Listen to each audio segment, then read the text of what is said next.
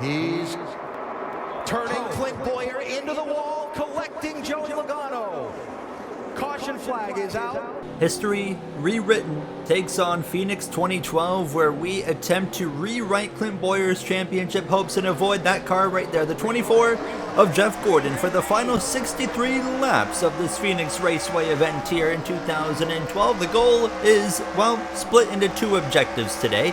Objective 1, do not get wrecked, especially by the 24, but just don't get wrecked at all as we're 3 wide into turn number 1. Objective 2 is beat the pair of championship contenders that we come in trailing, Jimmie Johnson and Brad Keselowski. Clint Bowyer, if he didn't get wiped out in this race in 2012 after contact with Jeff Gordon, he had a very real chance to go into Homestead Miami Speedway a week later and actually fight for a championship with Jimmie Johnson's issues that took him out of the race and Brad Keselowski's very mediocre performance. But obviously that's the whole goal here, is rewriting history. Now as we're 3 wide on the outside, there's JG in the 24. Johnson with a great start, first few laps moving his way forward as Keselowski's outside of the top 20. You will notice no replay cameras in this episode, so this track specifically really weird.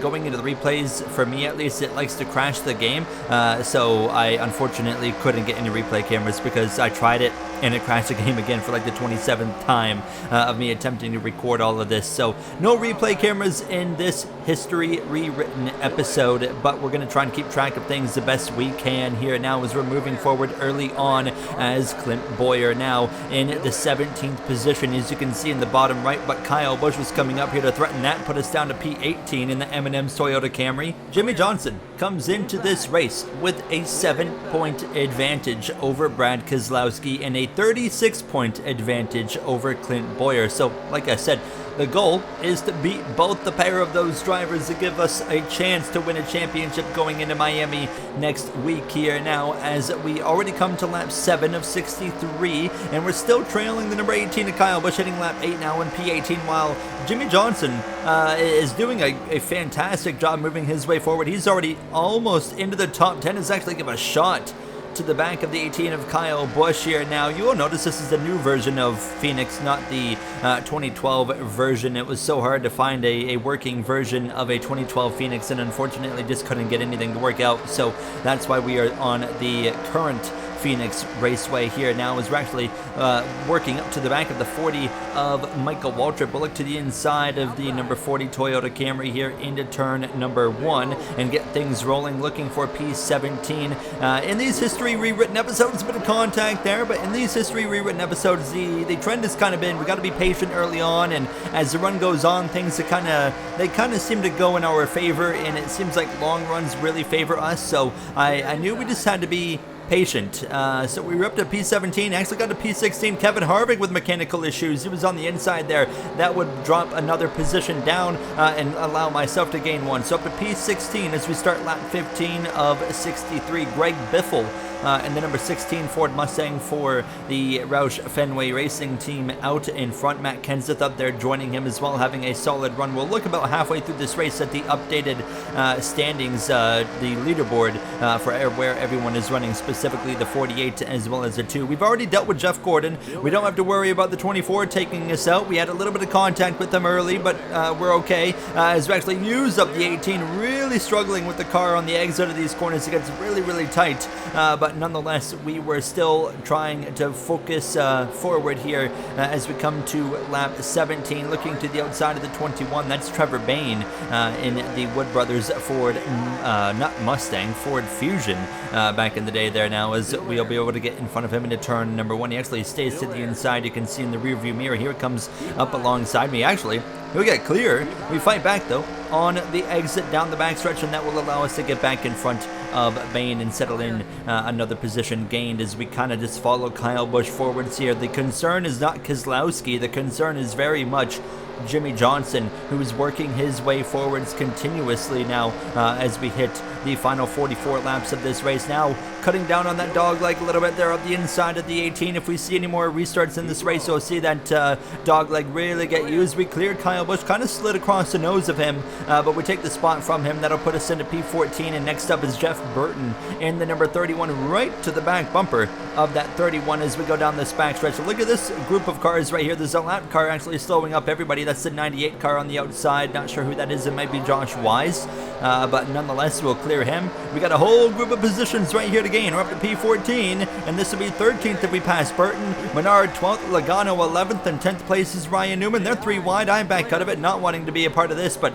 great racing as usual from the AI here in NR 2003. The 31 and the 27, Richard Childress teammates leaning on each other a little bit there, but Burton backs out of it. Menard stays ahead now as he looks up the inside of the JGR driver of Joey Logano now. Of course, only a few seasons into his young Cup Series career at this point. 1 win in this 2012 season. It came at Pocono after a little bit of a bump and run on Mark Martin here, but we would continue behind these two drivers looking for an opportunity as we actually tag the wall a little bit here with 40 laps to go on the outside of this Menards number 27. Can we get the job done? This second lane's really rolling, especially out of turn 4, but it really seems to roll on both ends of the track, at a turn 2 as well. This will put us up in a P12. We clear the 27 and set our sights on the number 20. So as this run gets longer and longer, sure enough, just as expected, we have that long run pace that we need. We certainly don't have a race winning car, but the question is, we know we got a car better than the 2 of Keselowski, who's still, I can confirm, outside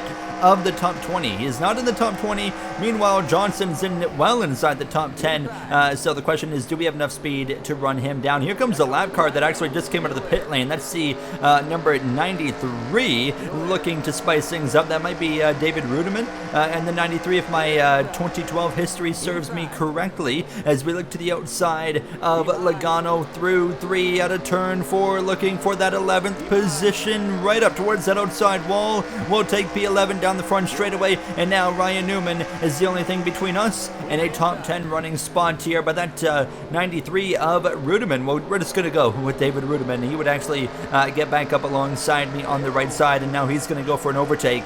And I'm not going to make it too complicated for that 93. He's just obviously got more speed right now because of a many lap tire advantage, about 20 laps. So he'll go around the outside. He would go to the inside just after on Newman for Stuart Haas Racing. And now we're to the back of that 39. He actually checks up a little bit on the exit of turn 2. That's my chance right now to pounce into turn number 3. Can we gain that spot? Easy clear of Ryan Newman. Doesn't even contest it. Into the top 10. Coming up on the final 30 laps of this race, looking at the leaderboard, Jimmy Johnson's P8.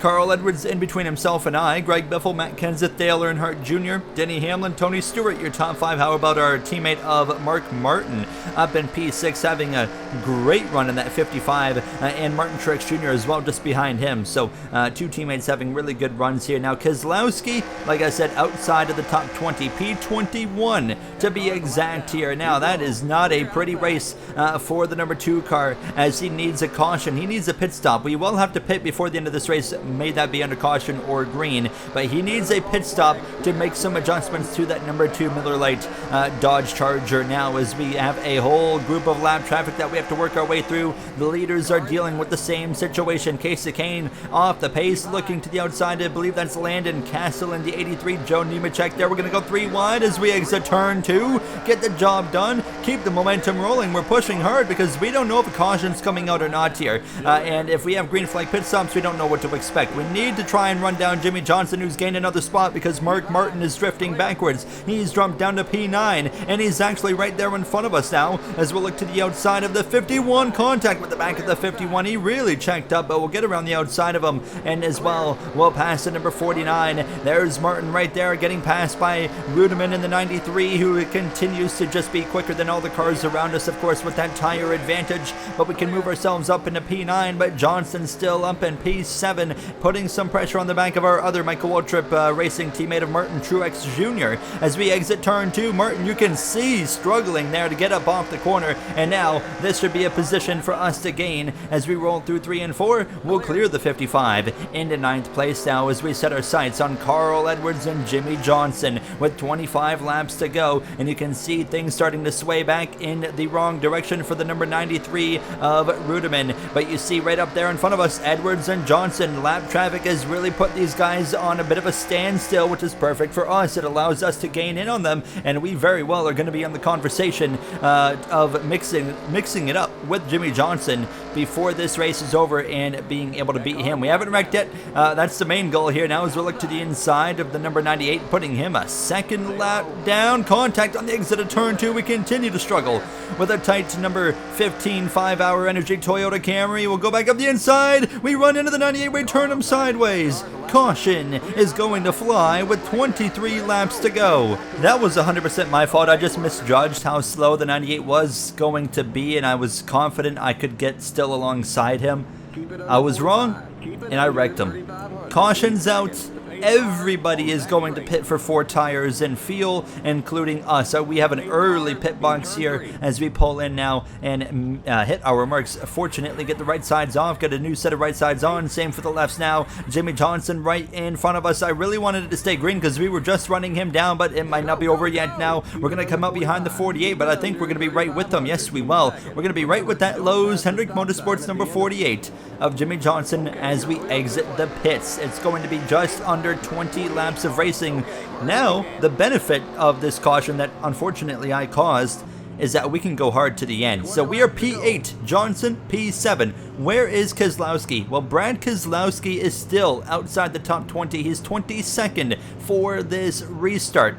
He's made some adjustments. What can he do in what's only going to be 18 laps of racing? Double filed up here, ready to go green. It's Roush Fenway up front, Biffle and Kenseth. Hamlin in third, ready to pounce now. Dale Jr. P4, Truex sits in front. The green flag's back out. We're racing for 18 more laps here from Phoenix Raceway in 2012 as we attempt to rewrite history in more ways than one for Clint Bowyer at this race now. Don't get wrecked, especially by Jeff Gordon, and keep our championship hopes alive going into Miami. A great launch off the start there from Mark Martin, but then inside really checks up, including Tony Stewart on his nose. We follow the 48 now. We have completed 2 objectives of not getting wrecked and beating Keselowski. We got to beat the 48 of Jimmy Johnson and also try to not get wrecked doing it here. Johnson trying to go around the outside of the Aaron's Toyota Camry of Mark Martin now as we cross the stripe. It's 16 laps to go as we dive down towards turn number 1. Biffle still leads over Kenseth, Hamlin, and Jr. Truex just behind as well. Johnson runs up a lane. We look to the inside. That 48 doesn't seem to be taking off like he did a little bit earlier. I'm thinking maybe went the wrong way on the pit stop. This is perfect for us now as we continue to put the pressure on this 48 car. He opens up the gap by a couple of car lengths right there though, through 1 and 2 as we had just 14 to go at this point. As we roll into turn 3, we really have a car that can roll into turn 3 really well. As you can see how much time we just gained as we exit turn 4 up the track now on the exit of the corner. Johnson under pressure, and that number 48 will even get alongside Johnson. He's really struggling in these late laps here from Phoenix Raceway. We have a very real chance now to beat this 48. I wasn't convinced it was going to happen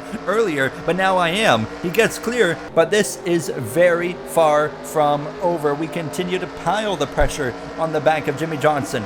And I can confirm that Brad Keselowski has been charging through the grid. He is inside now the top 20 and closing in on the top 15 as we approach the final 10 laps. So the 2's gone the right direction, but do they have enough with the time that we have left, which is only 10 laps to go? Johnson now runs back down Mark Martin. Looking to the outside, might not quite work in his favor, and it might work in mine. To the inside of the 48 Lowe's Chevrolet as we exit turn 2, not quite enough again as we actually clip the wall there on the exit of turn 2 that was, and we're all over the back of the 48. You can see him struggling in that 48 as we roll into 3. So here we go again to the outside. Never stop improving on the rear bumper of that 48. Well, it seems like they've done exactly that. They've stopped because they are going in the wrong direction now.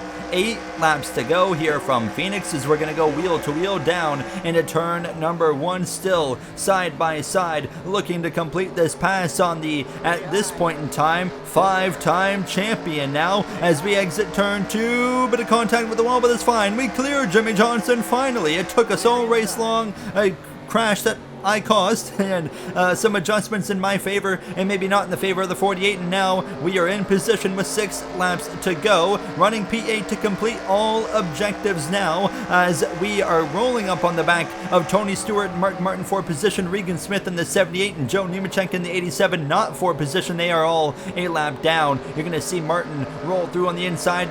Stewart close, has to check up as we exit 2. I'm going to follow that 14, his teammate Ryan Newman, just behind myself as we dive down into turn 3. We'll clear Joe Nemechek now in these closing laps of racing, looking for P7 as Johnson would actually get back past Ryan Newman. So Newman would fall off, they would start fighting, Johnson would repass at 39 and now put himself back into striking distance of myself, but would go around the outside of the 14. That'll put us into P7 with these final few laps coming up. Can we run down Mark Martin? I'm thinking no, because it seems like that 55 is now rolling pretty well. We still side by side, we are with Stewart on the run into turn 1 with 3 to go, but we finally clear him. So into P7, we don't have enough time to run down anybody else for position. As we look to the inside of this 78, we would eventually have to go to the outside of him and take the position with 2 laps to go. Greg Biffle leads the way, and Brad Keselowski, I can confirm, had worked his way up to 13th place as we were coming to the final lap. Jimmy Johnson a few spots back in P9, so Keselowski to 13th, Johnson 9th, myself in P7. Is that going to be enough to keep our championship hopes alive? It absolutely will. It won't be the best scenario, but it does give Clint Bowyer a fighting chance as we exit turn 2 down this back straightaway for the final time. What a drive, what a commitment to go forward as Greg Biffle will pick up the victory here in this 2012 history rewritten in Phoenix. Johnson will maintain the point lead with that 9th place effort. He is at 2,374 points. Keselowski, with his 13th place, will enter Miami 11 points back, and as Clint Bowyer with our 7th place effort, we enter with a still chance at a championship, 34 points behind Jimmy Johnson. History rewritten. We complete all objectives we wanted to complete and give Bowyer still a chance to win a championship in Miami. That's going to do it for me. I'll see you guys next time. Thank you for watching. Have a great day.